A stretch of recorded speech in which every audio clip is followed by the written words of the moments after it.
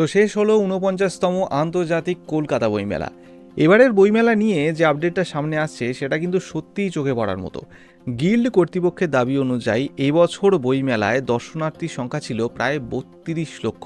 গত বছর যেখানে এই সংখ্যাটা ছিল প্রায় ২৭ লক্ষের কাছাকাছি, সেখানে এবছর স্পষ্টভাবেই মানুষের আগমন কিন্তু বেড়েছে। সংগঠকদের হিসেব বলছে যে ভিড় এবং বই বিক্রি দুটোই কিন্তু গতবারের তুলনায় প্রায় ১৫% বেশি। বিভিন্ন রিপোর্ট অনুযায়ী এবছর বই বিক্রি হয়েছে কমপক্ষে ২৭ কোটি থেকে ৩২ কোটি টাকার কাছাকাছি। গত বছর বই বিক্রির অঙ্কটা ছিল প্রায় ২৩ কোটি টাকার কাছাকাছি। অর্থাৎ সংখ্যাটা যেদিক থেকেই দেখা হোক, এবছর বই মেলায় বিক্রি গত বছরের থেকেও কিন্তু ছাড়িয়ে গিয়েছে।